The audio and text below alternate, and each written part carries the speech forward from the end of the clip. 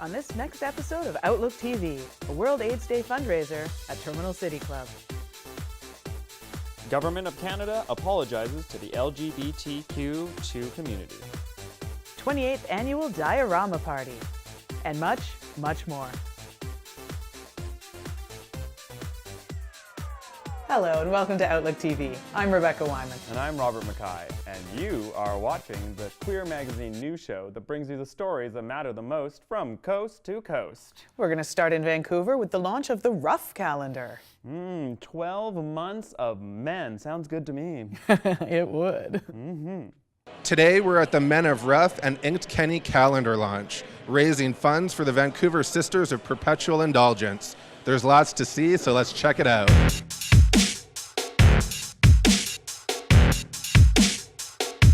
Today it's the first launch of the Men of Ruff and Inked Kenny calendar. We are here at the PGLAG Park, who has agreed to host the event this year. The calendar is actually the third year doing it, but we've never had a calendar done with a celebrity photographer such as Inked Kenny. So for this occasion, we decided that it was worth doing a launch and working with one of our local charity, the Vancouver Abbey of the Long-Sitter Cadus. So the donations to get the calendar are going to the sisters. What can we expect to see here today? A lot of butts, actually a lot of different bodies, and a lot of support for our local charities as well. We're going to have a silent auction. We're going to actually also have go-go dancers on stage, and we'll have some guys in the shower as well, hopefully taking it all off. The Ruff Party is an event that's been around for 6.5, actually over more than 6.5, 7 years almost. And it was brought to the community to create a safe place for people with different body types and even like gender and sexuality to come to a place where they could feel comfortable, whereas in other maybe venues and events that they didn't feel included.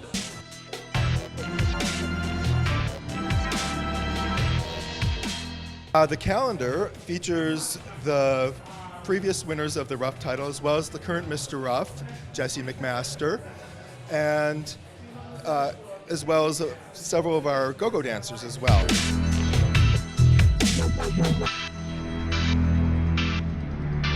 We have three formats. We have a poster size, a wall size, and also a tabletop or desktop. So you can get the three of them for a minimum $20 donation. We also have 20 frame pictures of the various models that were involved into the calendar, and some extra group shots that we did with Inked Kenny. So all these frame pictures are available for a minimum of $20 to $30 minimum.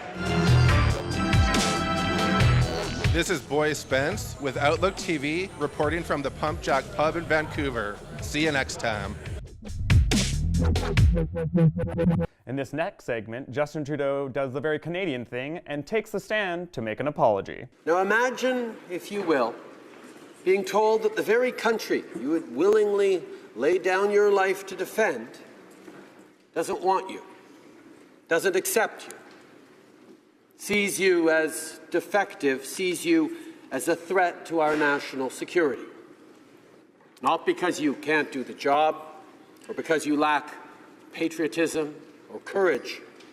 No, but because of who you are as a person, and because of who your sexual partners are. Canada's Prime Minister Justin Trudeau delivered an historic apology this week to LGBTQ Canadians for past oppression and decades of rejection.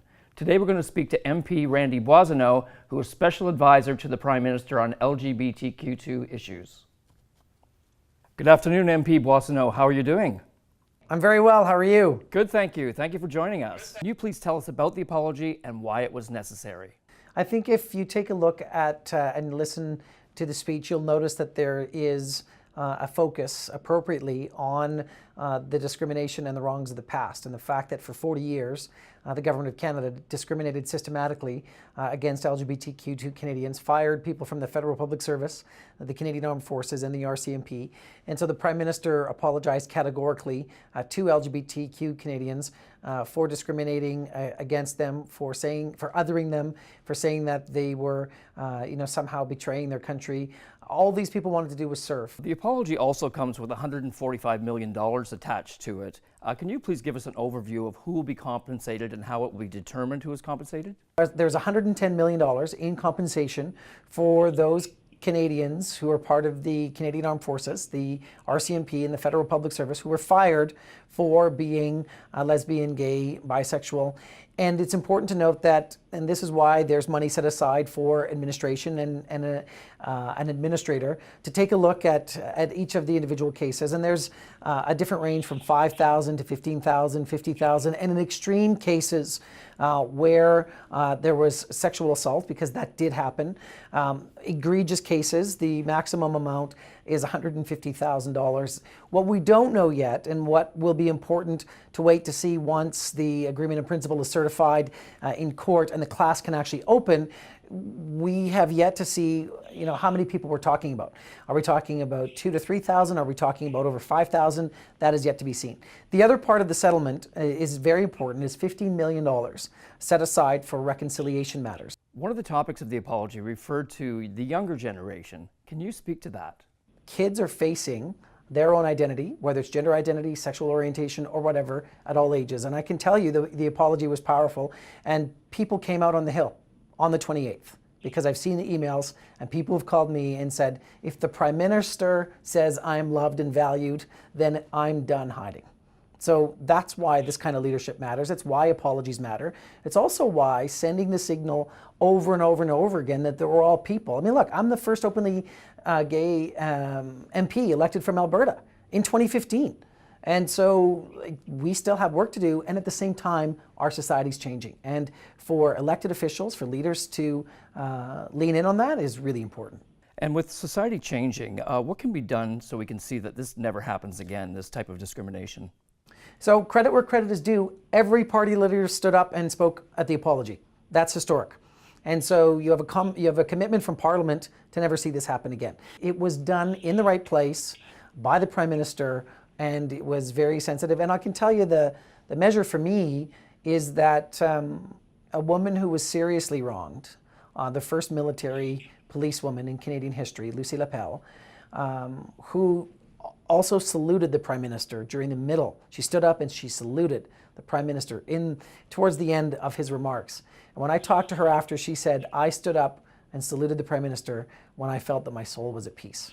Thank you very much, and congratulations on all of your efforts on behalf of LGBTQ2 Canadians. It's my pleasure. Thank you. We're going to have to take a little break now. Time for a fresh cup of holiday cheer. You're empty.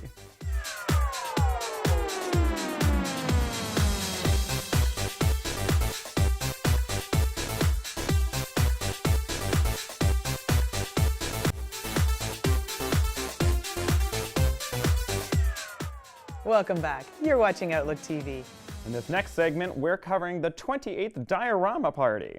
Ooh, dioramas, dioramas, dioramas. Nothing excites me more than a whole bunch of boxes full of small things. Boxes? Tonight we're gathered under the diorama tree at the 28th annual Fullerstein's Diorama Party. We've got a whole bunch of artistic boxes that have been made to celebrate the event, and there's a lineup of performers ready to give us a show. So give it a minute and we'll see what's coming up on stage. The party started in 1990, and it was my friend Kevin who decided that I was going to make a snow globe. He's like, no, let's have a diorama. And I'm like, what the hell's that?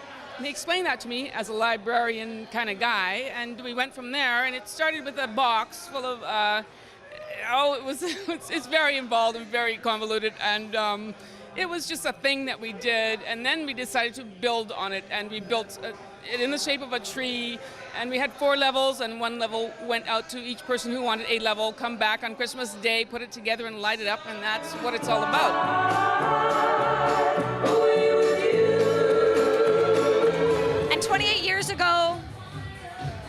most of our community wasn't going home for Christmas. This was their home and this was their chosen family. And so this was building the Christmas tree that was our family, our chosen family. The charity this year is the Rainbow Refugee. They're bringing over and helping to support queer, gender variant, and HIV positive refugees from around the world. I'm going to do a little bit of Adele, and then I'm going to probably end it with a more upbeat, probably something from Loving. I don't know, my last number is a surprise number. I'm just going to throw it out there and pick a number, and we're going to see what it is.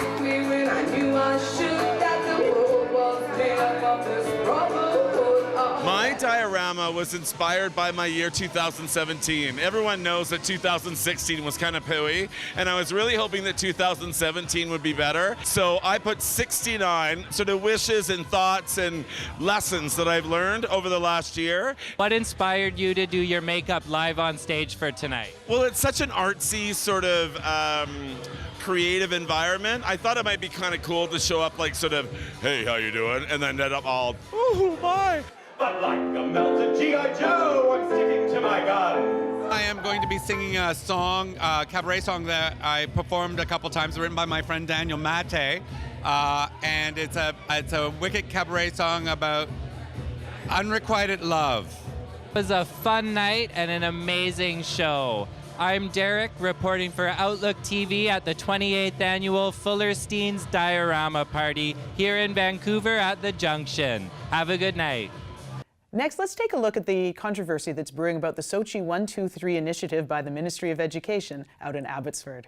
The reason it's so important for us, the reason we're standing here today, is to ensure that kids of tomorrow, well, kids of today, but the adults of tomorrow, I should say, really understand that being LGBT or Q is totally fine. It's not something that you choose to be, it's someone who you are. Tonight the Abbotsford School Board is meeting, and they are having one of their general board meetings. We have fellow members of BC Parents for Inclusivity, concerned members of the community, and we're just here to show our support for LGBTQ kids in the community throughout the Fraser Valley. SOGI 123 is a teaching package that was put together to help teachers fulfill the requirements that were set by provincial law, that there be an LGBT inclusion component to the anti-bullying curriculum in BC. And there's been a very strong negative response by people who have been pushing it and portraying it to be indoctrination, you know, gay propaganda to turn their children gay, I think is basically the pushback. And here today we have parents from basically from Chilliwack and Abbotsford, you know, the Fraser Valley, who've gotten together to show their support for this curriculum. Just give me my freedom and my children the freedom to live according to our conscience and our freedom of religion. We are seeing some very loud, very vocal groups that are against this initiative, and they are claiming that educators are trying to take away parental responsibility. There's no boundaries, there's no limits. You can be whomever you choose. Don't listen to your parents or the religious teachings that confine who you are. You don't even have to be a boy if you're a male or a girl if you're a female. It's whatever you want. It's a hedonistic cult. There seems to be a lot of fear-mongering going on, a lot of sensational headlines, social media, information shared on social media. I think a lot of people are seeking information from the wrong sources, which is, it's too bad. I think once you really educate yourself on the initiative and actually speak to your school principal or even contact your school district, I think parents will be pleasantly surprised that it's not a scary thing. We also have to teach the potential thugs and bullies that discriminating against trans kids or gay kids is the same as discriminating against racialized kids or indigenous kids or religious kids or any other vulnerable children. This is really the point of all of this, and it's not negotiable. We're not, nobody's going to back down on this. We have to do it because even though we've made great strides, our kids don't really feel safe and are not safe yet. There's still too many, transphobic or homophobic incidents of violence in schools in BC. On December 1st, it was World AIDS Day. And A Loving Spoonful hold their annual fundraiser with a light luncheon. Oh, you just like saying light luncheon, don't you? I just picture doilies and teacups. Well, it was the Terminal City Club. It's World AIDS Day 2017, and we're at the fabulous Terminal City Club here in Vancouver for the annual World AIDS Day luncheon. We're going to go meet some of the organizers and some of the people that are taking part in the event today. Please join us.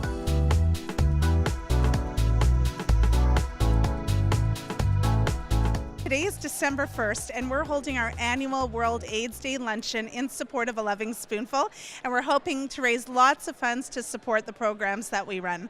A Loving Spoonful's been around 28 years, and we support individuals and families affected by HIV and AIDS. And also, we're dealing with a lot of complex medical situations where people have multiple diagnoses of, let's say, HIV and cancer, and so those are the people we're helping right here in our communities. New this year, our director, Lisa Martella, will be doing a fireside chat. It's our first time doing it, and I think the audience will get a good understanding of our guest speaker, better than years in the past. You know, a lot of kids these days don't think that HIV is that big of a deal if you get it, but they don't understand what the drug journey is like. I mean, yeah, I've been around for 30 years living with it, but it's been, I won't swear, but it's been a rough ride, you know? I mean, thank goodness now I'm on a really good combination of meds, and I haven't had to switch anything for over 6 years, 7 years now? Yeah.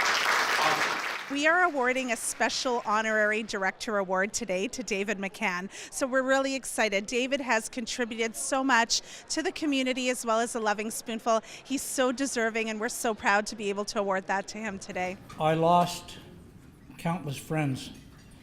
If I divided this room in half and you looked at each other, I was going to hold a family reunion of friends in Toronto one time, and two of us sat down and drew up a list. And we looked, when we had the list, there was about 104 people on it.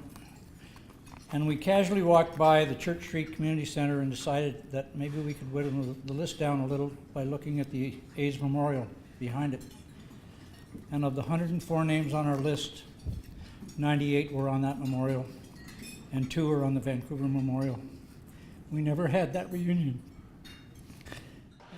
I was at the PNE about 20 years ago, and was watching the 4-H auction, and I think I reached up to scratch my head, and I discovered that I'd bought a steer.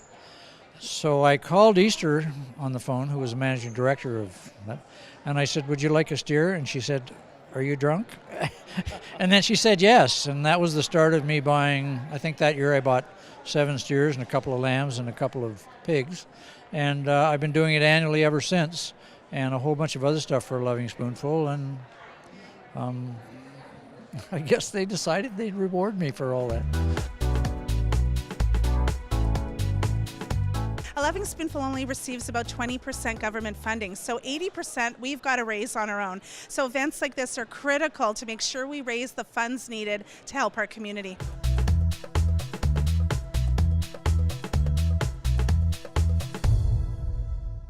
It's time for us to take another little break now. I pulled a thread.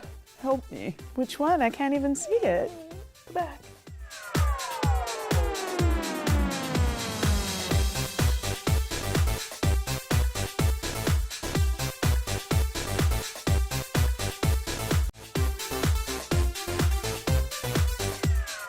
Welcome back. You're watching Outlook TV. And our first Christmas present has come early. We have an interview with Dean Nelson, straight from Whistler Pride. Welcome. Yay, yay. Thank you for having me on the show. Of course, of course. Now we hear that this upcoming Whistler Pride is going to be expanding into some new areas. Yes, we have 2 really fantastic new venues that we're exploring.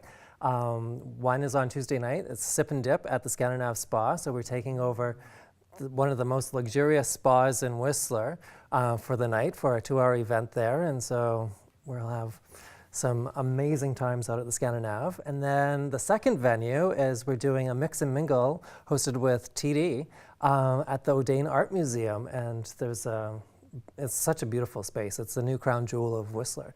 So we're really excited to be in that space and give some culture to the festival, which is really, really exciting. Arts, culture, and some bathing suits. Wonderful. Absolutely. Well, along with that, who are you bringing in for DJs this year? Well, to get things all hot and steamy, we have our DJ Rafael Calavante. He's going to be spinning at the Splash Pool Party this year.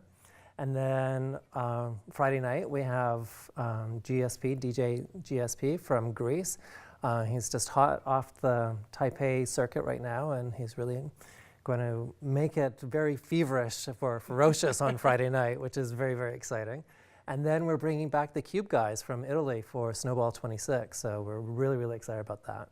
That's amazing. Wow, Yeah. so there are people coming in from all over the world. Yeah. Speaking of people coming in, I hear you have a really big headliner this year. Yes, Rolling Stone just named this artist one of the top 50 all-time stand-up comics, which is pretty exciting. 5-time Emmy and Grammy nominee, Margaret Cho! Oh, Yay! wow. We're so excited. Yeah, it's going to be a really fun show. Last time she had us just rolling in the aisles, and this year it's going to be even more fun, I'm sure. Amazing. Yeah. I've seen her twice live now, and Yeah. I know that she'll be a huge hit for the Whistler Pride. Yeah, it's going to be fun. And then we have our 8th annual Pride Parade that's going to happen. Last year we had about 500 people that helped march the parade, or the giant pride flag that we used from Gilbert Baker's donation to Vancouver Pride. So we have that big flag that comes down the mountain and through the village to the Olympic Plaza. So we're really excited about that. So yeah, lots of exciting things happening. Excellent. Well, it sounds like a really good time. Everybody should go. Yes. Absolutely. And there's still a few rooms left, but they're going very quickly. So if you haven't got your rooms yet, you need to do that really, really quickly. And hopefully we'll see you out at Whistler Pride. Great. Well, thanks so much for telling us all of the exciting news about what is coming up. Yeah. And we're going to take you now to the Leatherman Brunch. Ooh. Today we're at the Vancouver Men in Leather Christmas Brunch, celebrating brotherhood and community during the holiday season. There's lots to see, so let's check it out. We're downtown at the Pint, and we're at the annual Christmas celebration of Vancouver Men in Leather. It's a nice gathering, which we do like every year for Christmas, where everybody comes together and there's a small gift exchange, and sometimes there's a sexy Santa. And Who's been a naughty boy? Yeah, I love naughty boys too. Just hope to see a lot of happy faces and just some surprise coming out of the gifts. We're going to do what's called a Yankee gifts exchange, so people are going to stealing from other people their gift that they thought that they would like to keep. The association is just getting bigger all the time, so we're about over 160 members now. So, I think that they are interested also a lot in getting together because we get more and more demands for events. Every second Saturday of the month, we do our social at the Pump Jack Pub in the back, and we do kink demos and have various people come in and show us different kinks to our membership. We also, every Wednesday, we do Wings Wednesday. We start out at the Junction, and then we head over to the Pump Jack around 8 o'clock again, just a very social kind of meetup for our members. And once a month, usually the last Sunday of the month, we try to do a brunch. 2 times a year, we also do a Whistler retreat where we bring about, well, it's now increased to about 40 guys up to Whistler for them to experience kink in a safe environment. I moved from the Netherlands, and the Netherlands has quite a large leather community. And when I moved here, I wanted to be involved as part of getting to know other people. And it was a fun group of people to join. I met some other people, and from one came the other, and within a year I was involved as a board member. The leather community is getting smaller, it's less exclusive. So it opened up to other kind of kink and fetishes. And I think it now is very open and welcoming, and you don't need to wear leather, and also leather for a lot of guys is expensive.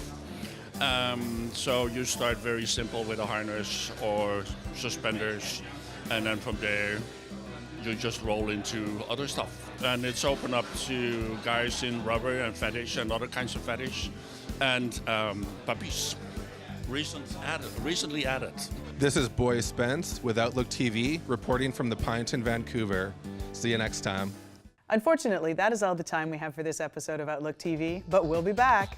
And during these festive holidays, you're going to have plenty of ways to reach out to us on all the social media channels. And if you'd like to volunteer with us, just shoot us an email at OutlookTV.